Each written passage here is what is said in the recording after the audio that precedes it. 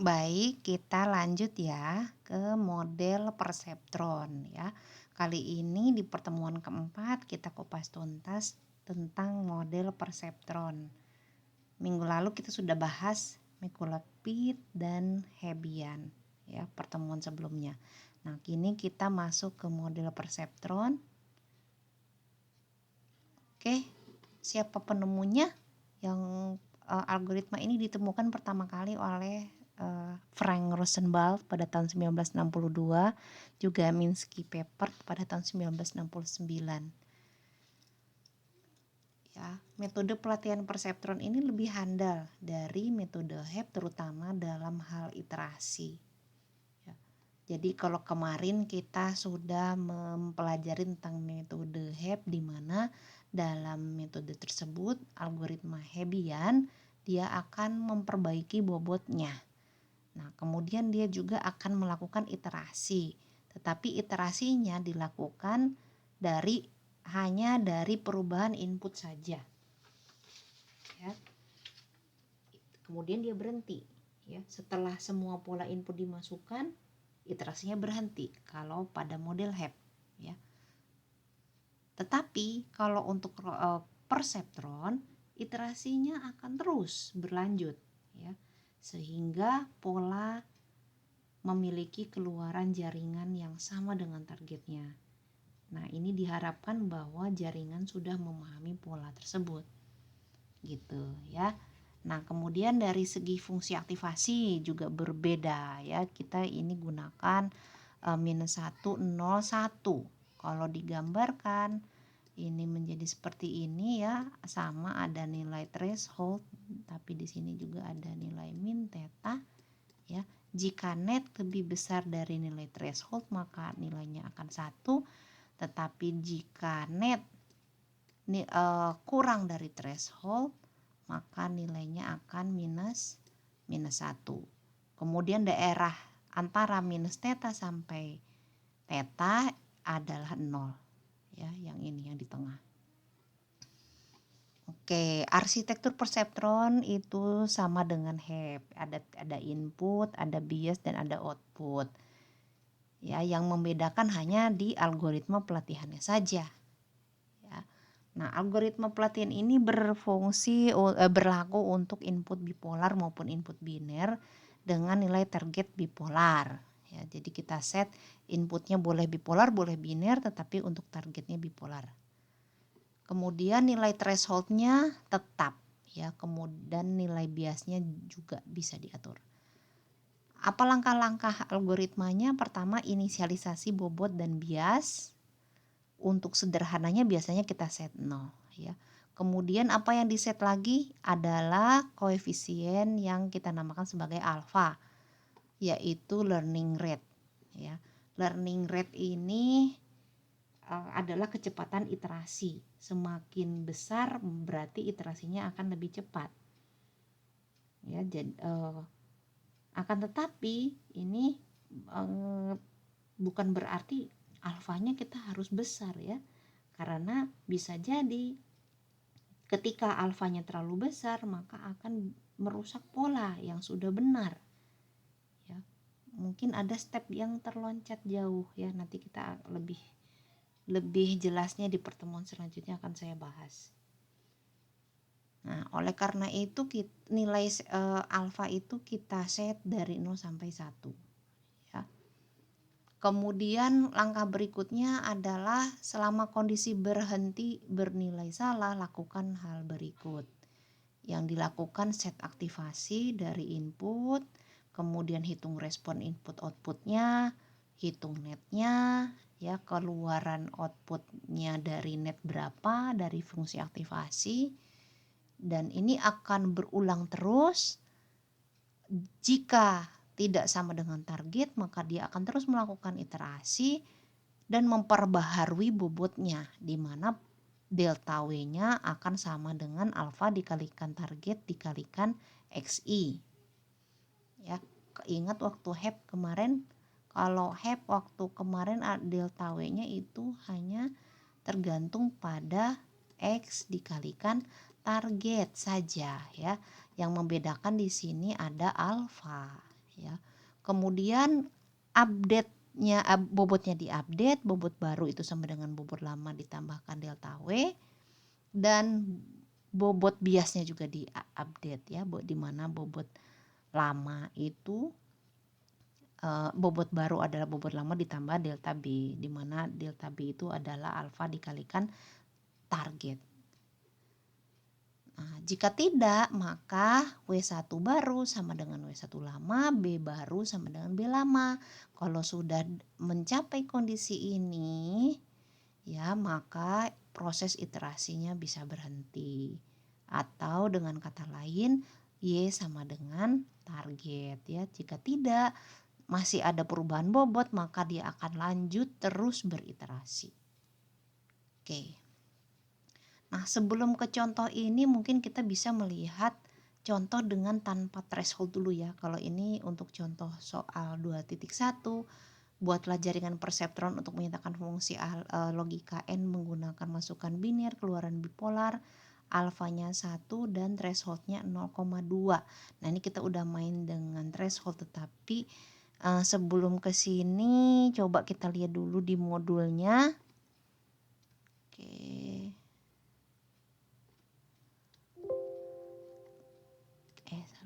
Oke, saya sudah upload di post di modul 4. Oke ya, di modul 4 ada contoh-contoh juga aplikasi perseptron. Oke, nih di halaman 6 ya.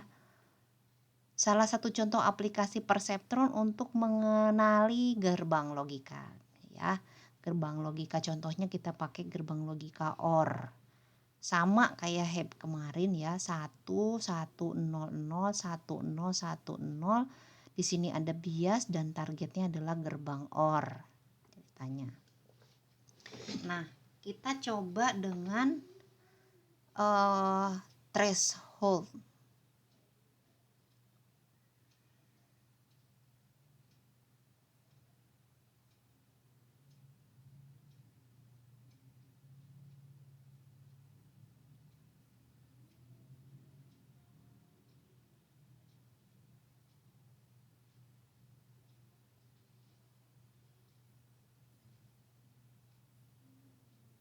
Ya, seperti ini ya. Nah, di contoh ini kita melihat bahwa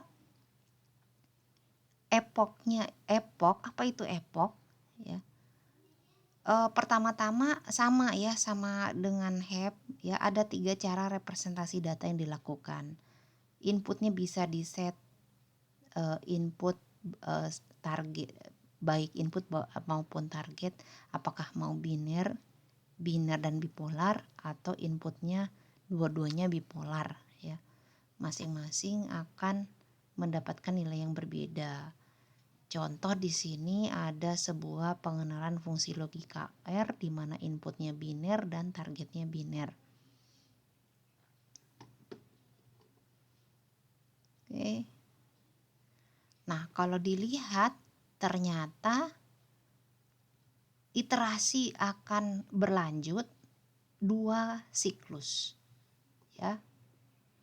Tidak cukup dengan 1 iterasi karena bobotnya akan selalu diupdate. Ya. Apakah itu epoch? Nah, kita mulai masuk ke epoch ya, ke istilah epoch ini. Ya. Epoch itu adalah 1 kali presentasi yang mencakup semua pola pelatihan. Ya, di sini ada 4 kombinasi input. Yang pertama, 1 kali setiap iterasi dia akan memperbaharui bobotnya. Ya, selama Y sama dengan target, ya. Kalau sudah Y sama dengan target, kalau berarti dia sudah berhenti, ya. Oleh karena itu pada pengenalan fungsi logika OR, cukup berhenti di epok kedua. Nah, kemudian kalau kita ganti ya biner dengan bipolar. Inputnya biner, targetnya bipolar ya, ternyata berubah nih. Ya. Ternyata membutuhkan berapa kali epok nih? 5 kali epok sampai Y sama dengan target ya. Oke. Ya, begitu juga dengan bipolar dan bipolar.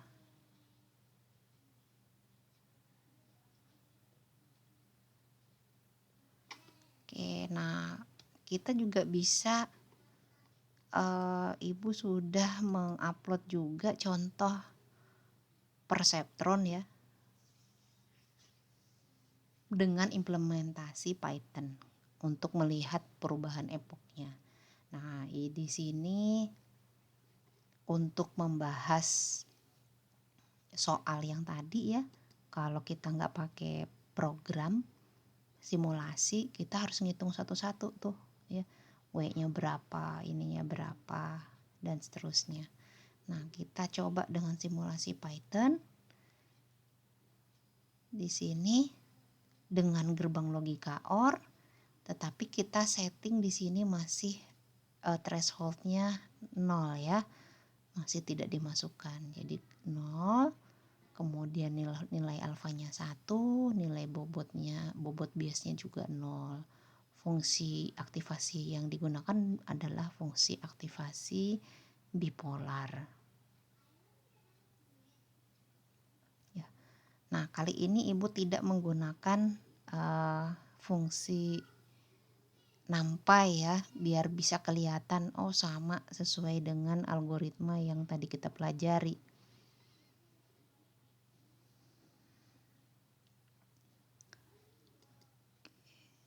Oke, kita masuk ke yang tadi ya. Nah, kita boleh dicoba-coba ya, dirubah-rubah. Ini inputnya bipolar ya, outputnya bipolar. Atau mau biner boleh ya. Coba biner dulu deh, kita ganti inputnya biner. Inputnya biner, outputnya biner. Kayak yang di modul ya, outputnya biner. Kalau biner itu 1, 1, min 1-nya 0. Kemudian ini kita ganti 0. Ini juga kita ganti 0, 0. Targetnya adalah logika OR. Logika OR itu adalah 1, 1, 1, 0. Ya. Nah, kalau saya setting pertama kali di sini alfanya 1 ya, alfanya learning rate-nya 1, bobot awal 0, biasnya 0, inputnya adalah sebuah input biner yang dapat targetnya itu adalah gerbang OR, dapat mengenali gerbang OR ya. Kemudian algoritmanya bagaimana? Algoritmanya adalah dia akan iterasi terus ya. Sampai apa? Sampai nilainya sama dengan target. Apa saja yang diupdate itu kita bobotnya diupdate ya. Bobotnya diupdate, delta W-nya sekian, alfa dikalikan T dikalikan X-nya ya. DW-nya juga sama, ini delta W ya, delta W1, delta W2. Ya. Nah, setiap kalau kita lihat di modul tadi ini ya, kita pengen biner dan biner. Biner dan biner ya, biner dan biner seperti ini. Oke. Ya. Benar nggak epoknya 2 kali? Kalau saya masukkan ke algoritma perseptron ini ya.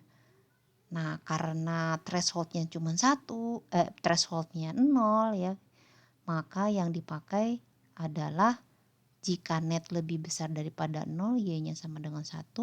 Jika net kurang dari 0, maka Y-nya minus 1 ya. Karena di sini kita tidak mempertimbangkan threshold. Nah, kalau saya jalankan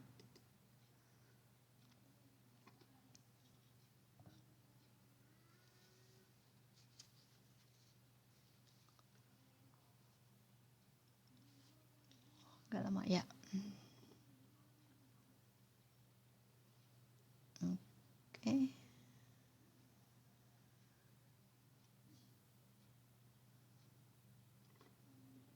Berapa kali epoknya nih?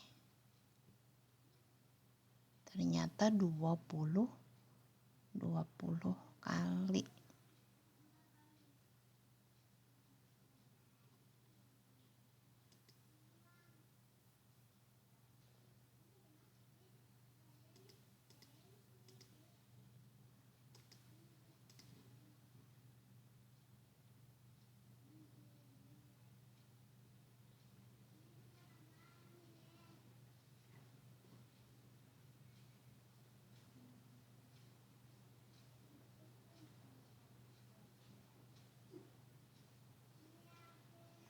Ya.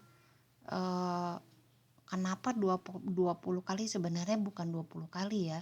Sebenarnya kalau kita lihat di sini dia mengalami stagnansi ya, stagnan, tidak mengalami perubahan ya.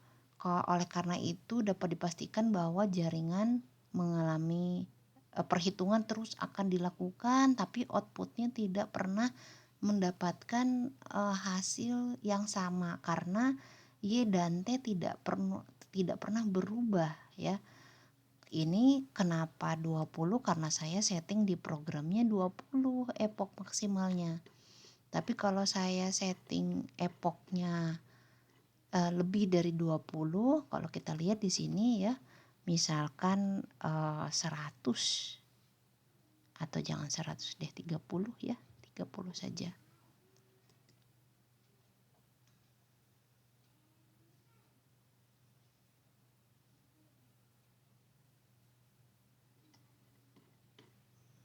Oke.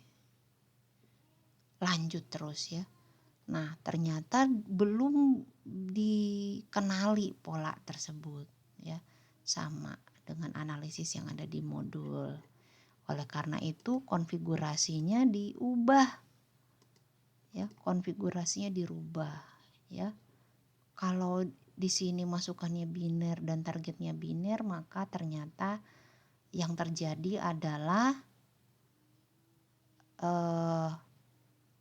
tidak pernah sama dengan targetnya ya, Y-nya tidak pernah berubah ya.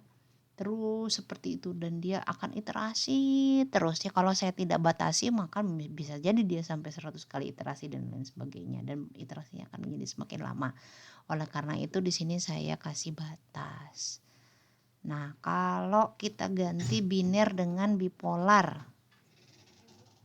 Biner dengan bipolar. Kita ganti biner dan bipolar. Ya, ini inputnya biner, outputnya bipolar ya. Outputnya bipolar.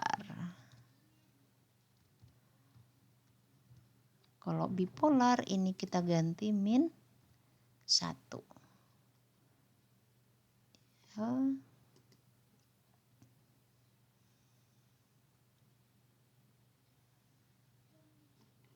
Berapa kali epoknya? Ternyata sama dengan 5 ya. Sama ya. Epok ke-1, epok ke-2, epok ke-3, epok ke-4, epok ke-5 sukses. Ya, didapatkan nilai bobot terakhir 22 min 1. Bener nggak? 22 min 1 nih. Kita lihat ya. W-nya 22 min 1.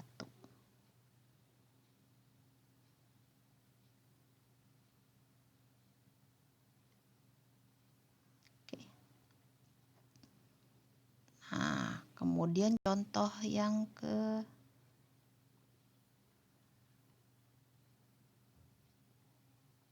ketiga, apabila kita ganti inputnya bipolar dan targetnya bipolar. Ya, kalau di perhitungan dapatnya 2 kali epok. Kita coba buktikan. Polar.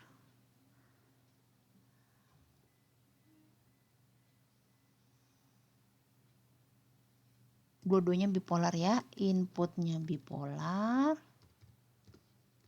outputnya juga bipolar.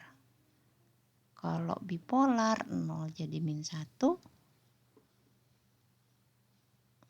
ini jadi min 1, ini jadi min 1, min 1.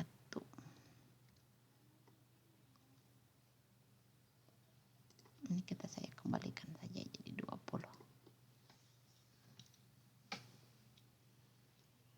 Berapa kali